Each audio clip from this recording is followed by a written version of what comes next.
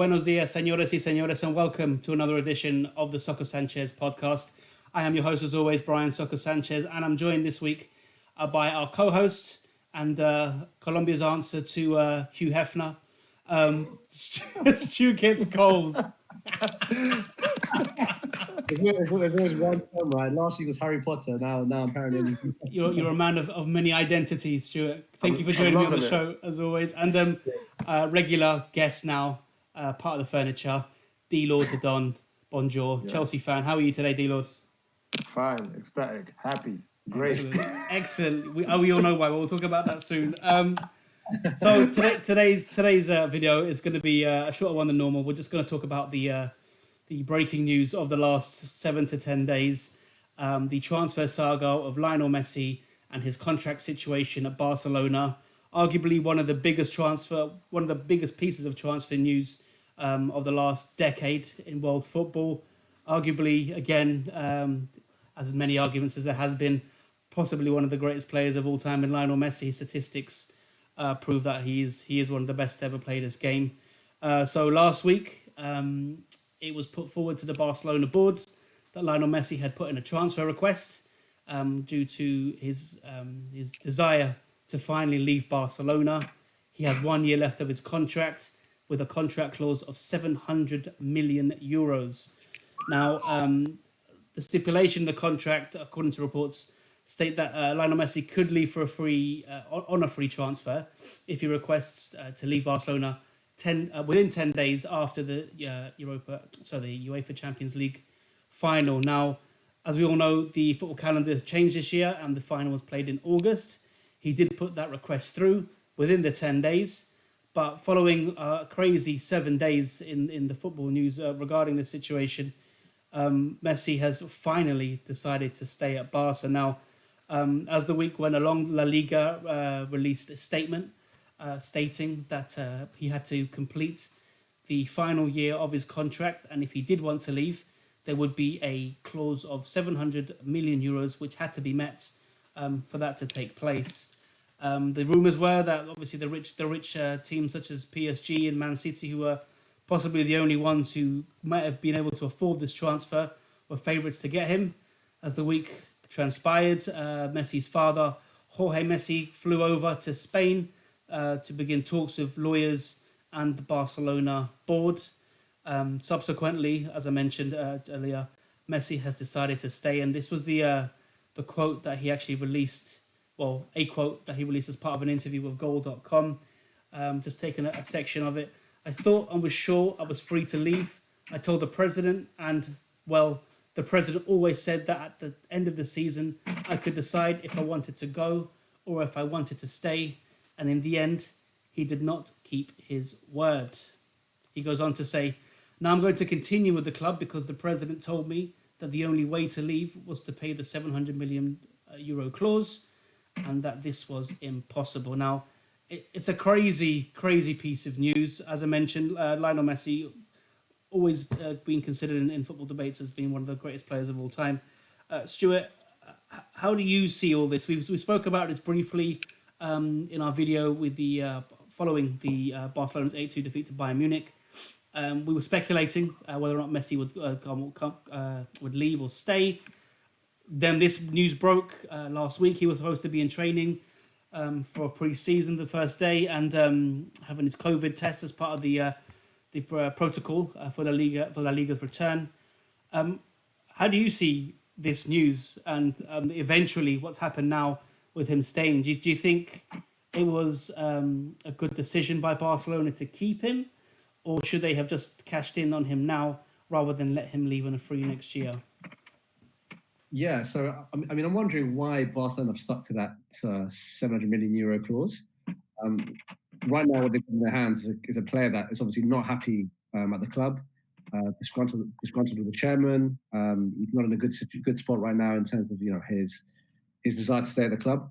So I was wondering why Barcelona didn't reduce that clause. Kind of just put out a statement saying that Messi is for sale. Perhaps they say 100 million euros or 150 million euros. I'm sure a club like PSG or Man City wouldn't mind paying that, even though he was out of contract next year. So I'm just wondering why they came out saying that we won't let him leave unless someone comes in for that and meets that 700 million euro clause. Because what they have now is a player that's obviously not happy there. He said already he's going to give his all for the club in his last year.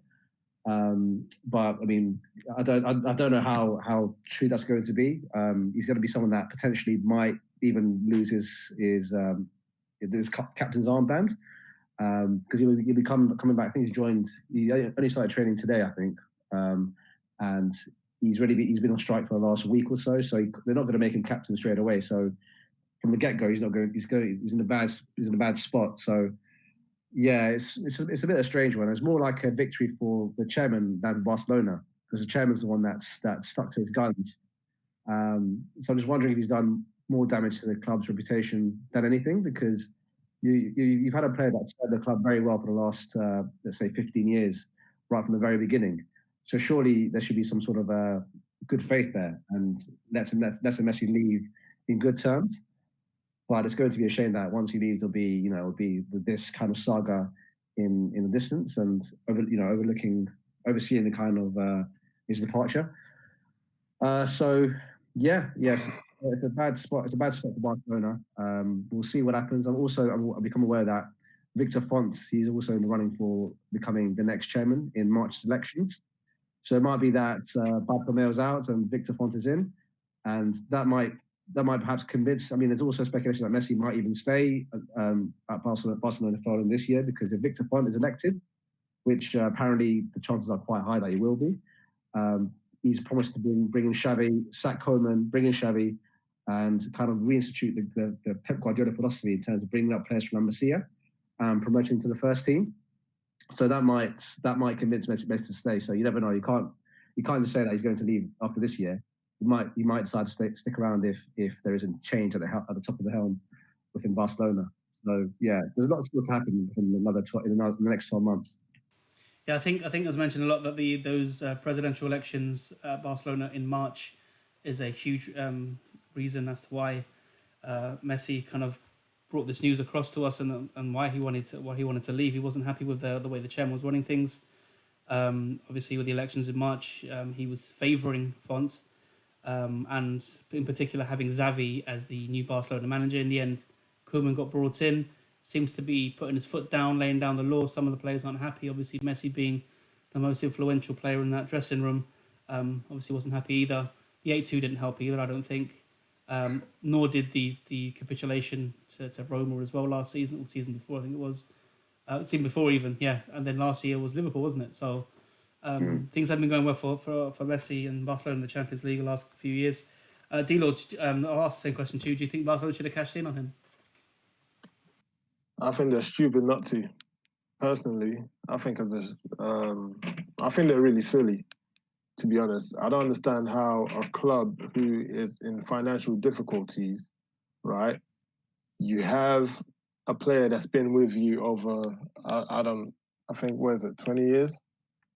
From the age of 17. 20 years, something like that. Yeah, he's from the age of 17, since he's come into the club, he's given you everything, like every 14, blood, sweat, and tears. 14, he came. So it's crazy. You know what I'm saying? So he's given you. I mean, obviously, like he said, Barca gave him everything. You know, he said that Barca gave him everything, but at the same time, he's given the club every blood, sweat, and tears. You know, he's left it on the pitch for the club. He's made the club. He's kept the club, you know, at the pinnacle. You know, as best as he can. And he's what, age 33 now. You should have, once a player of that stature says to you, you know what, I think, you know, it's time for me to, you know, embark on new challenges. I think you have to respect it. I think you're doing him a disservice by telling him no. You know, he's giving you everything. He's 33 years old, right? And I think he's on like almost $1 million a week. You know, you're in financial difficulties. This is a very good time to get that type of player off your wage bill. You know, it's a very good time to get that type of player off your wage bill. And you could probably maybe get like 150 mil max. You know, that's still something.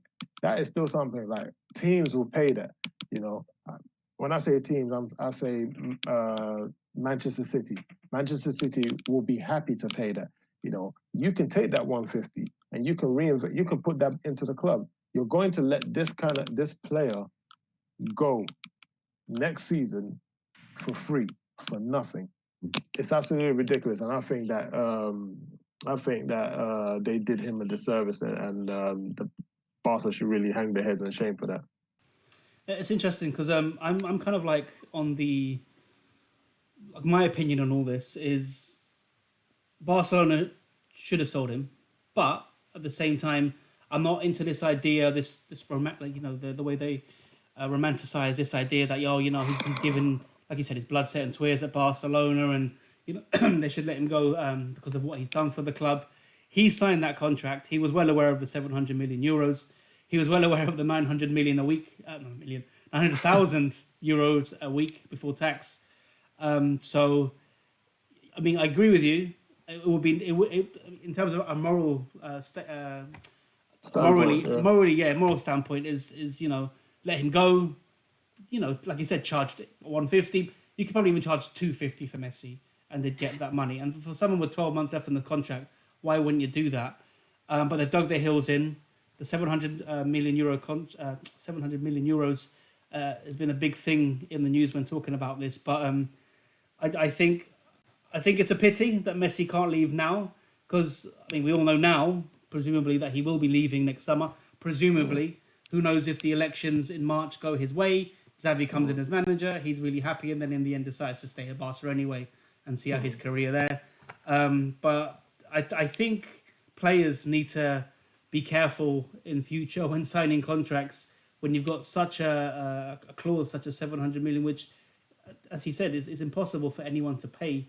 And even for someone like a player like Messi, it's a hell of a lot of money to kind of put into your contract to eventually want to leave. I do think it's a bit unfair if the president did tell him that he was allowed to leave at the end of the season. That's the thing. I think that's why that's a bit sneaky. And he has been told. He's stated in numerous times that actually he said, I've spoken to the chairman many times. A lot of the times he's tried to fob him off, like, you know, this is not the right time to speak and blah, blah, blah. But apparently he gave him his word where, you know what, at the end of the season, you're allowed to leave, you know, regardless or irrespective of the buyout clause or whatever. As soon as the season ends, if you choose to go, you have my blessing. If he said that, then he's an idiot. You know what I mean? Like it's not fair. No, seriously, it's not. Like, no, but that wait. Just to stop you there for a second. That's if he said let's scratch the 700 million, because technically he is saying he can leave, but he needs to leave if someone pays the money. So what's the same as saying you can't leave, right? Because no one's going to match that clause. Yeah, and I mean, the other thing is, I mean, Messi was told this, that you can leave at the end of the season, but apparently he was telling them from the beginning of the season that he wasn't happy there and that he wanted to leave, and it seems like they didn't take him seriously enough, and that's what prompted him to submit that fax, which is a bit bizarre. You know, 2020, he's sending a fax to the bureau fax. Yeah. Well, apparently that signaled his intent, his like real intent to really cut ties with Barcelona at that point. So it just seems like he wasn't taken seriously enough from the beginning. Perhaps if he'd been taken seriously enough from the beginning, we wouldn't be here in this mess. Yeah. But yeah, I think Messi also has to take an L for this, because something like that, you have to get that in writing. If the chairman has said, you know what, at the end of the season, blah blah blah, you can leave, and you know the kind of character he is, you get that in writing. He didn't get that in writing. He just said, don't worry, at the end of the season you can leave, knowing that if he tries to come and say I want to leave, no. Yeah, but getting that in writing is almost like renegotiating a new contract, because he's not going to write out a post-it note or anything like that. You're going to have to get lawyers in. You have to get lawyers in and get that properly signed, like another contract almost. But like, because if it's a big thing if Lionel Messi is saying, I want to leave, and you have told me that I can leave. You know what I mean? So yes, there should have been a renegotiation of a contract. It should have been written for him to say, you know what, you can't renege on this. You know, just saying it off the cuff of, oh yeah, don't worry, at the end of the season, blah blah blah. The way it sounded, I watched the interview with Goal, and the way Messi came across as he was saying, it sounded like Bartomeu was not taking it seriously. He kept saying, "Oh, this is not the right time." I want to leave. I want to. Okay, cool. You can leave at the end of this, but hoping that at the end of the season we will talk properly. But then instead of that happening, they receive a bureau fax saying, "This is official. I want to leave." So now it's like, "Oh, hang on a minute. You're sending. Oh, you're actually serious? Well, we're not ready for you to leave, and you're not leaving because you have a contract that says." If somebody pays 700 million for this buyout clause, then you can go. If you can find a club that's going to pay that, then you can go. And then his response is, "Oh, but you told me, you said this in this room or in the office that, oh, I can leave when I want to." Well, sorry, this is business. From what I read, apparently Messi's lawyers were confident that they could fight this in the court and they would be successful. Yeah, but it's the whole issue about going to court is that he would be kind of taking his club that he loves to court, and he didn't want to do that. But I mean, it seems like he could have got his way had he taken the issue to court. He could have got his way, and basically this was a power play by Bartomeu. It was a power play to say, you know what, if you really want to leave this club, I'm gonna make you look like the bad guy. You drag us, Barcelona, who's giving you everything through the courts in order for you to leave. So everyone looks at you like you're the bad guy. And Messi's like, you know what?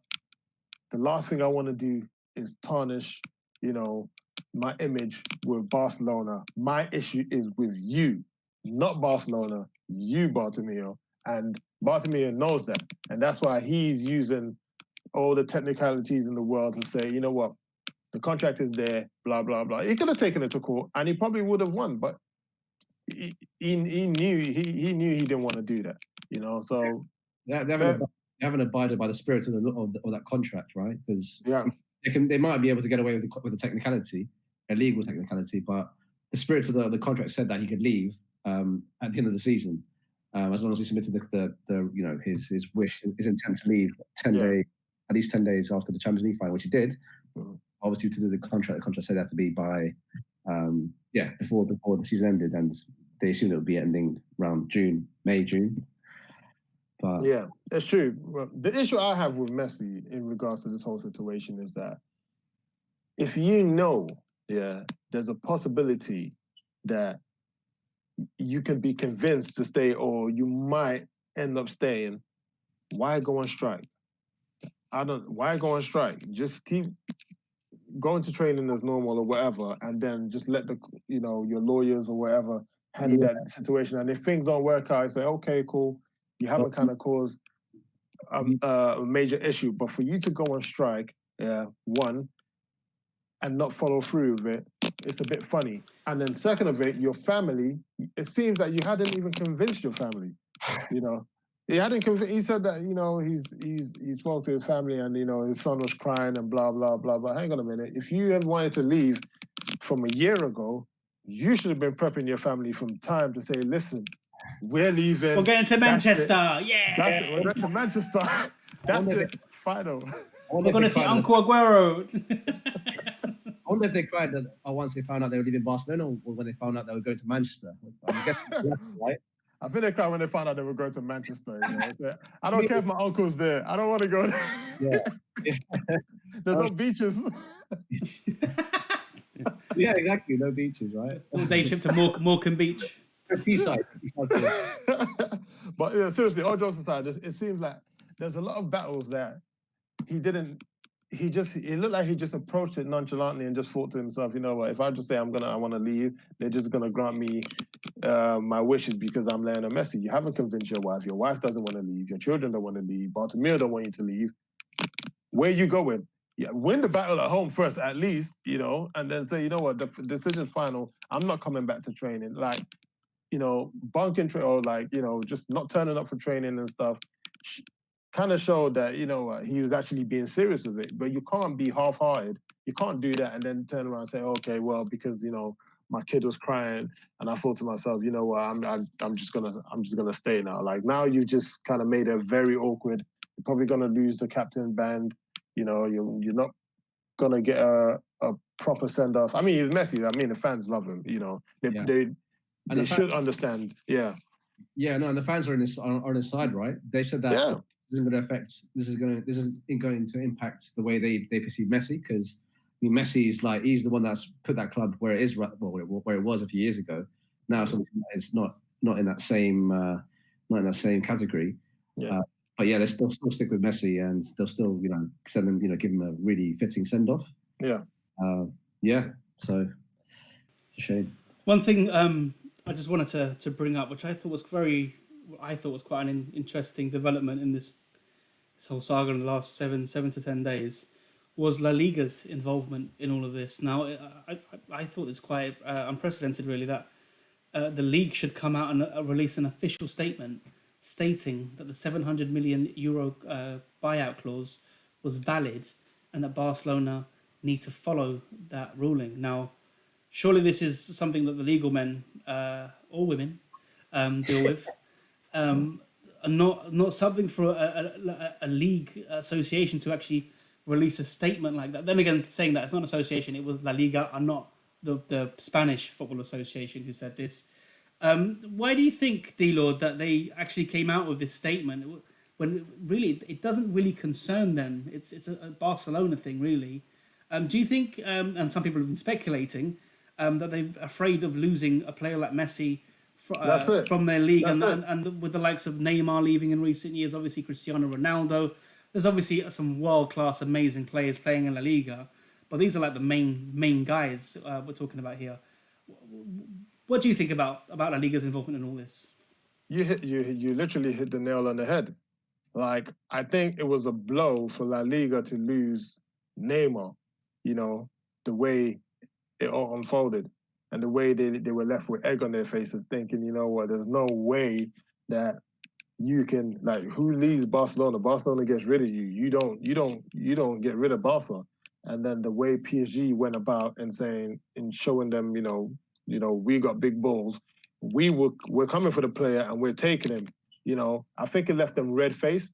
And the fact that Cristiano Ronaldo has left, you know, Messi is the only one holding, you know, La Liga. He's the only big name left in La Liga. And to lose him, it's gonna be damage. It's gonna be damaging for, you know, the La Liga brand. So that is why they kind of had to get involved. Say, oh, we're not going through this again. Let him make sure that we follow the contract. If it's 700 mil, they have to pay 700 mil, and they know that nobody's gonna pay that. You know, so they're literally fighting to keep, you know, a player like Messi in the La Liga because they know the type of revenue, they know the type of streams or whatever that he brings to Spain, Spanish football. They know it. He is the flagpole for Spanish football. If they lose him, who's next? Who's carrying the flag? Griezmann? No, like, you know, Suarez is finished. He's on his way to Juventus. You look at Real Madrid. Yeah, Real Madrid got a few up and coming budding stars that they've gone to buy, but there's not really a household name that they can say, you know what, this is, you know, the person who's gonna like spearhead La Liga now. It's just a bunch of very good players, you know, sprinkled around, you know. So I mean, there's still world-class players, but I think what you're trying to get, I think they're aging. So Ramos, for example, is amazing defender, amazing football player, but he's aging now, so his marketability, let's say, will deteriorate the older he gets.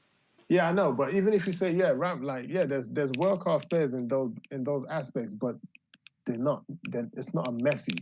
It's not a household name like Messi. It's not a household name like Cristiano Ronaldo. These two. Yeah, but it's hard to see who's going to be the next Messi, Ronaldo in the Liga, right?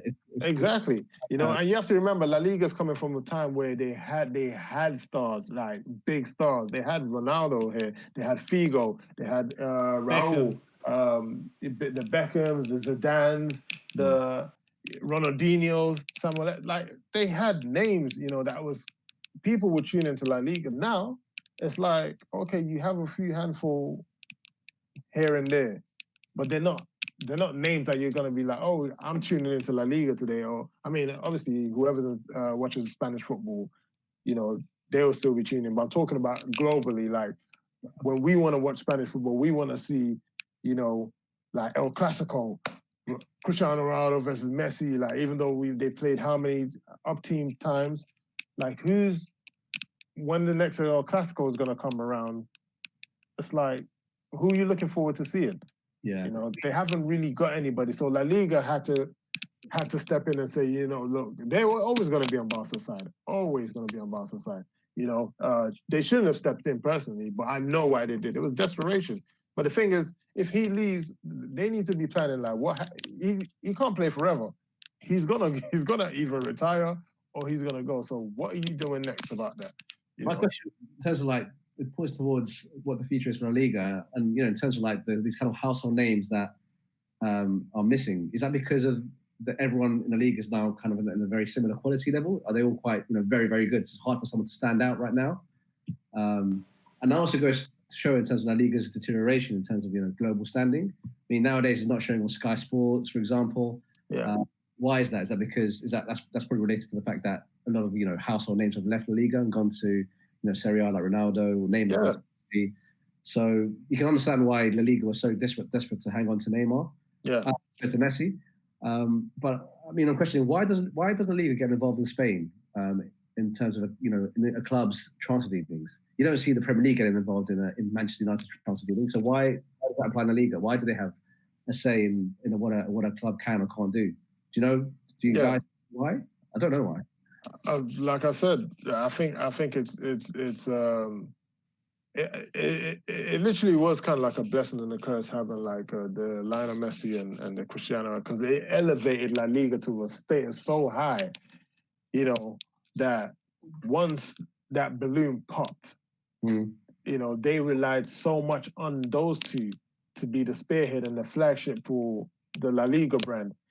And the fact that Ronaldo left, and you're left with Lionel Messi, and it's like they don't know how to go to the next level. Like, you know, I don't know what the ratings are saying, if the ratings have dropped significantly since Cristiano Ronaldo has left, and they're envisaging seeing Lionel Messi leave, and then it's gonna plummet. You know, I don't know why. It just seems to me that that's literally what they're hanging on. You know, like there's no way that we cannot have, especially during this Corona period or whatever, there's no way we cannot have a Lionel Messi in Spanish football, you know. So yeah, it's bizarre. I've never heard of it. You know, they tried it with Neymar. We saw that, and but it's true. In Spain, La Liga gives out TV money very disproportionately. Yeah. So most of it goes to, you know, the top 3 or 4 teams. That has changed though slightly. In the last 2 years, it's been distributed better, but Barcelona and Madrid do get the fair share of it. Yeah, so that's, again, I don't know, maybe they're shooting themselves in the foot in terms of the way they distributed the money in the past, but it just seems a very strange makeup in Spain as to why is that, you know, why does the money go to those clubs mostly that compared to, you know, Premier League, how they do it in a very equitable way. Yeah. Get, you know, very similar amounts of money. I have to agree with what D-Lord said, though. I do. I mean, I haven't seen official stats, so if anyone watching, correct me if I'm wrong. But I've got no doubt that Ronaldo leaving Real Madrid has made a massive effect, a dent in the ratings in terms of popularity, how many people watch La Liga. And no doubt, I mean, again, correct me if I'm wrong, Juventus's ratings would have gone up. I know their social media, Juventus's Instagram and Twitter, just shot up by nearly like 400%. Like when he signed, the next day I think they got like 1 million new followers on Twitter. So, and there is this thing of modern football fans where there are a section of people who love to watch football who only support the player.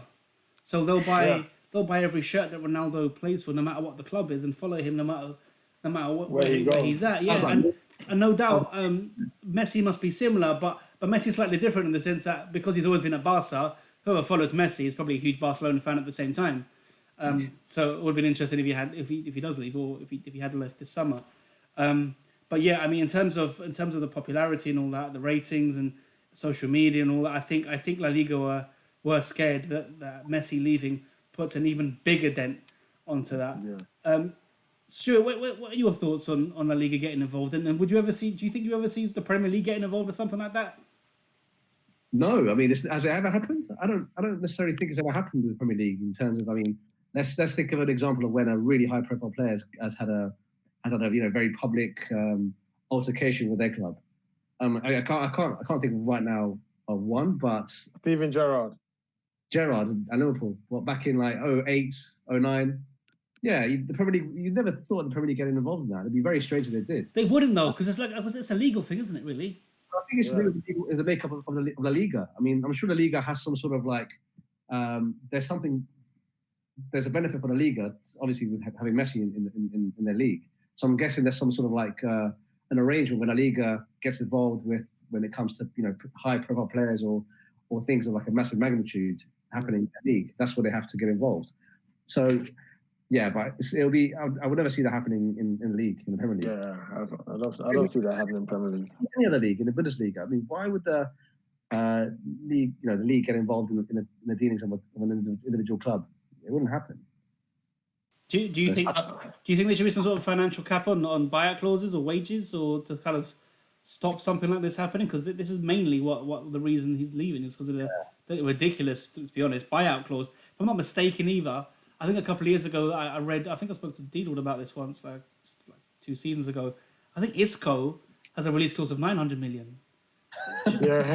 Should these clauses be looked at again, or what do you think, Deedle? I think. Listen, the whole point of this having these clauses is just to scare teams from just coming to get the player. That's it. Like there's a lot of financial, powerhouses, teams out there who can. Like, for example, if the buyout clause is 60 mil, they can hit that. They can hit you at any time. You have a plan for it, and if they hit that buyout clause, they don't need to talk to you. They're just discussing with the player, and they can take your player from you, and that can disrupt your whole, campaign. But if you have a ridiculous buyout clause, you know that your player is safe. They have to fulfill that contract unless you agree to kind of negotiate. And exactly, if you look at the same thing with the Kepa situation, that was his buyout clause, 71 million. He's not a 71 million goalkeeper. It's just that the course at a desperate time, and then we had to trigger it just to get a keeper in. It's the same thing. When you start putting out these numbers, especially when you had like teams like like China, when China started buying all these players for this crazy money, I think a lot of teams said, "Hey, you know what? We can cash in on this, and if we raise our buyout clauses, these we can sell a few players to China and make a quick buck." So a lot of it is just it's scare tactics, isn't it? Just don't come near my player, and then it'll be fine. If you look at for like Lionel Messi, you said Lionel Messi was 700.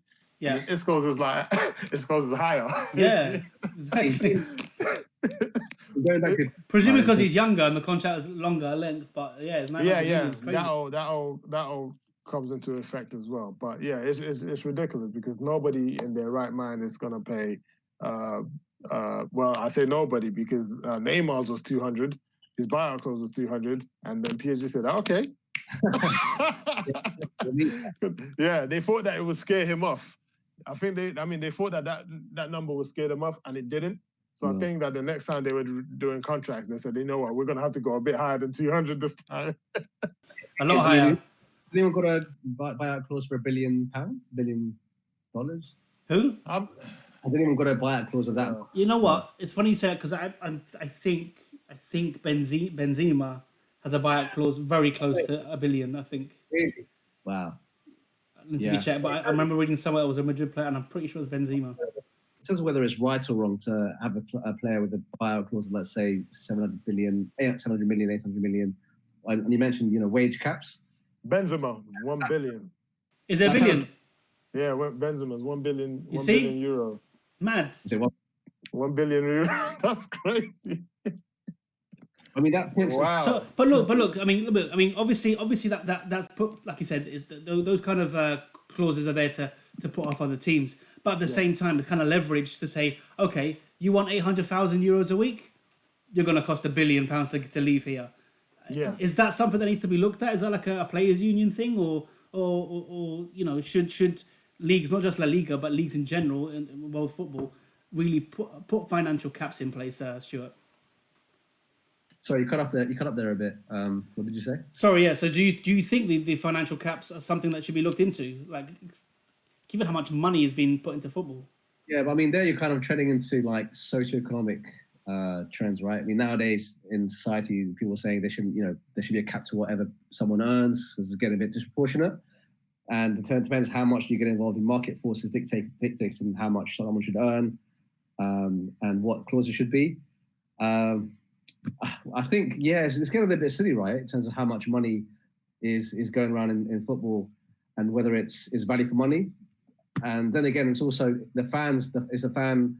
How is a fan? Where's a fan involved in these conversations? Are they being ripped off? I mean, if these clubs are paying, let's say, 200 million for a player, and they're charging fans, let's say, 60, 70 pounds to go watch a match, is that fair, really? I mean, surely there should be, the value of transfer should be going down, and that those funds should be reinvested back into the fan experience and getting tickets down through the gate.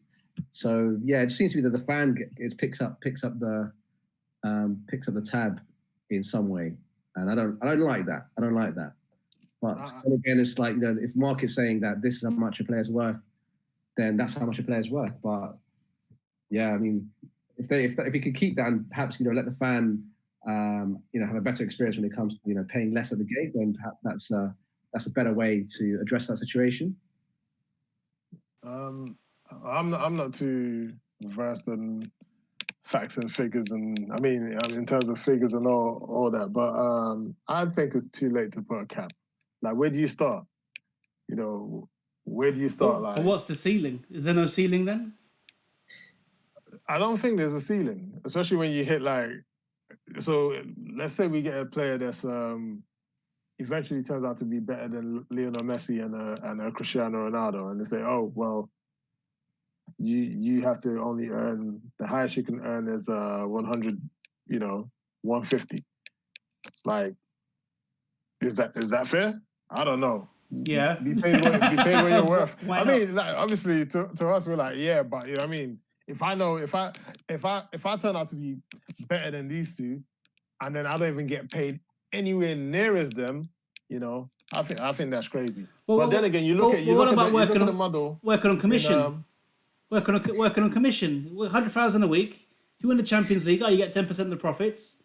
If you win the La Liga, here's another 5%. It's still not. I don't think it's still enough. But then you look at like I was about to say, you look at the German model where the fans have more say. I think it's 51-49. I think they basically have more say. So I don't know. Maybe that's something that leagues need to look at. But then if you, on the other side, you have teams like Bayern Munich always dominating. So it's like, how do you make it even? Yeah, no, that's true. I mean, I agree with you guys. I don't think. I mean, I'd love to see a cap. I've been wanting a cap for years, and look what's happened now. Like Mbappe for goodness how much, and then Neymar as well. Coutinho, what was it? We spoke about it the other week. 150 million. He's on the bench. He's on the bench. He's playing for another team. Like, let me ask you this question, because it seems that this kind of issue has exploded since we had, the kind of rich billionaires taking over clubs, and that's kind of prompted this wave of, ridiculous amounts of money being splashed around for transfers. Do you like the fact that we have these billionaire owners of clubs, or do you think we should go back to where, a time where, kind of billionaires weren't involved in the running of clubs? You want to go? Go ahead, D-Lord. Obviously, I'm gonna say, the billionaires is good for the like. Look. I prefer it this way. I think it's a good thing, because now, you're looking at the game has been elevated now. You're getting a lot more teams, competing. Before, it's just a two-horse race. You have like a Man United winning the league all the time, like a Bayern Munich winning the league all the time. But now, if you look at the English game, a lot of clubs have owners, that have come in and invested. And you look at teams like Leicester that came to win the league. You look at teams like Wolves who are like on the come up, like Everton, Leeds who just come up. We don't know what but if you look at the players that they're going for now, it's like really, really top players. You wouldn't get that before if it's just the teams like Manchester United or like the Arsenal who always get the best players. Everybody want to play for them or whatever, and then they'll just be here and everybody else is like down here. But now it's like I feel that now the Premier League is getting even more exciting because of the amount of amount of investment that are going into teams now, and all these teams can get very, very decent players and compete at a higher level. It makes the league probably the best league in the world now. Yeah, and I think you're right in terms of there's so many more clubs now that are competing at the highest level and able to beat the likes of City, United. Yeah. Well, maybe not Liverpool because they're just in the league of their own, but those kind of top clubs. But just to play devil's advocate here, you don't really have those those really high-profile games you had in the past where United, Arsenal, United, Liverpool. They're not as big as they were back let's say 15 years ago, 10 or 15 years ago. So perhaps I think that element's missing from the game nowadays in terms of everyone seems to be more of an 11 playing field. I thought about this. I think that's due to overexposure, though. I think we're getting too much. What's the word? We're seeing too much of our football teams, of our players. Sky Sports News, Twitter, YouTube channels, individual pages. Even players have their own articles or blogs and things like that. And I think that's oversaturation of how accessible the players and teams are to us. It all adds to that. Yeah. Yeah, so I guess a good point. Actually, I didn't think of that in terms of oversaturation of players and the way they market themselves. But it seems to me that I don't know if you guys agree. You don't get those kind of like that anticipation for a United Arsenal game or Arsenal Chelsea game. It seems to be like a casual game nowadays, and I don't know why that is. I find it hard. I think it depends on how you look at it. If you're coming from the old school, obviously you're always going to favor the old school model, but the new school, these young fans coming up now, I don't think they're gonna look at it like that. It's still gonna be a big deal for them, especially now where like Sanchez just said, the whole social media aspect. There's a lot of banter. Before you're just bantering in school or whatever, but now it's like you go on social media and it's 24/7. These fans are battling these fans, and then when the match happens and whoever loses take the L, and then it's a whole lot. It's a whole rinse and repeat. A whole lot. Yeah, it's a whole rinse and repeat thing. So no, I think it's good. I think it's good. Just very quickly, just going on what we just said there, I think as well, when you look at examples like you said, Man United, Arsenal, back in the day, one thing that sticks out of my mind, I'm not sure about you guys, is that tunnel beef that Vieira had with Roy Keane. Now, when I think about what happened then and compare a situation that, if that ever came up now, I can't help thinking that those kind of situations just don't happen because both sets of players are signed to the same boot manufacturer, have got the same kind of perfume label or something, that at some point they would have worked together outside of the pitch. They may have never been teammates, but you might be very good or really well associated with a player from another team, even a rival team, just because of the business that you do outside of football. So I think that, again, just me talking shit, isn't it? It's just basically, that is the reason why I believe, anyway, there seems to be a lot more friendliness about the players. Like, I forgot what derby it was, but I saw a derby last season, and at the end of the game, they were smiling and shaking hands at the two teams, and you wouldn't get that back 10 years ago. I mean, and even in a BT interview about 2 or 3 years ago, Rio Ferdinand was talking about the rivalry within the England camp between himself and Gerrard and Lampard. How there was always this beef, and how these Man United players would stick together, Chelsea players would stick together. I don't think that's the case anymore. When you look at the social media videos of England training, they're really pally. Like, they look like really good friends. So you can't imagine too much beef happening on the pitch. Saying that, disclaimer, obviously Gomez and Sterling, there's a bit of friction there in the last game, so it's not like it's been eradicated completely. Just very quickly, I want to wrap this up now because we're going to keep it short. Very quickly, Stuart, what's going to happen to Messi this time next year? Presuming nothing happens between now and the end of the window. I've got a feeling you'll stay at Barcelona. I think if Victor Font, if he wins the election, he's probably going to stay and just oversee the kind of that transition to the kind of the model where it worked previously for Barcelona, where you had players come out from La Masia. So I think if he sees that, he'll probably want to stay at Barcelona for a bit longer because you'll still be world class next year and the year after that. So he's still there. He still has a lot to give at Barcelona, so he probably will stay. I think if Font wins. And even for Laporta's also might be standing for election, and he said that he might also want to bring back Pep Guardiola. Yeah. So if he comes back, then I'm sure Messi's it'll be a fool to say no, I'm going to leave, because then at that point he's going to be a lot less marketable. So yeah, I can see him staying. I think he will stay next year. I think Laporte was actually the most successful chairman in Barcelona's history. So if he does put himself up for election, he's got a very good chance of winning. D-Lord, what do you think is going to happen to Messi this time next year? I'm with Stuart. I think he stays. I think he stays.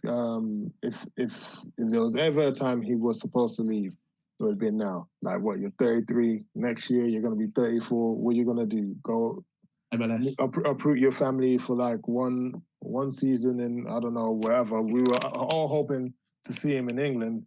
I think that was the hope and that was the dream, to actually see Lionel Messi come out of his comfort zone and then settle in England, age of 33, and you can kind of see him, going over to maybe, I don't know, 35. But to leave at 34, and I just don't see it. And as you said, if the new chairman running wins, he's gonna stay. It's like now there's no point. Like, you might as well just stay there and just finish your career there. It doesn't make any sense to kind of leave. If you're going to leave now. But if you're not doing that, then there's no point. Because I think now he knows that Bartomeu is out the door, so he's just gonna relax and just chill there. So I think he's just gonna stay and retire at Barca. I have to agree with both of you guys. I think he will stay. Like you said, D-Lord, I think this was the pivotal moment of his career, whether or not he was going to move on from Barcelona. Yeah. I mean, obviously it can still happen, isn't it? But the way I see it now is if Bartomeu does win, which I very much doubt, possibly then we'll see him go. But the likelihood is that he won't win. Laporte or Font will take over. And if they do, Xavi is probably going to be made the manager at some point. And also I think it was quite interesting in that interview was the fact that Messi did reveal the reaction of his family. I don't know him in it, but I don't think he was expecting the kind of reaction that he said that he got when he announced he's going to leave. And I think that is what's going to sway him massively if Bartomeu's not there next season. But that's actually confusing to me, because if he it's like he said that he wanted to leave. He made a decision a year ago. Did you just keep that to yourself? Probably. Just spring on your family. I mean, this is something that it's a big thing that you're gonna do. You must have a talk with your family. We're guessing that his wife knew, but I mean the kids and all that. I don't think they knew anything of that. Yeah, for real. Yeah, possibly. But yeah, I agree with both of you guys. I can't see Messi coming to the Premier League. It's over. it's more like Stuart said. I think it's more likely we'll see him in the MLS before he retires than he does. And if that's the case, then he might as well just go back to Argentina and play for New Old Boys. I mean, that would be fantastic. Yeah. An amazing story if he went back to Argentina. Money, right? He's really got all the money in the world. So, yeah, rather bow out in your native Argentina, playing for a club that you love. That's the ultimate romantic story, right? Yeah. And then go back to the club where it all started. Yeah, no, definitely. Or he'll end up at Leeds or Bielsa. Who knows? Guys, listen. As always, guys, listen. Thank you so much for joining me. D-Lord, Stuart, it's been brilliant having to talk about this, and this Messi situation. If he never leaves Barca, it's a bit sad, but who knows? He's the greatest player of all time, eh? That's another debate up for I don't know about all time, but yeah, I know certain people we can bring into this conversation that will get very heated, but anyway, that's enough for that one. Guys, listen, thank you so much for joining me today and giving me your input, and thank you as well for listening and watching in. As always, please like, subscribe, comment, and join in the conversation with Soccer Sanchez. Let us know if you want to see anything on the show. Obviously, leave your comments on the YouTube channel, and please do visit the website at SoccerSanchez.com. Thank you, guys. You have a good evening, and thank you for watching again. And it's been emotional. Take care. Bye-bye. Take care. Yeah. Bye.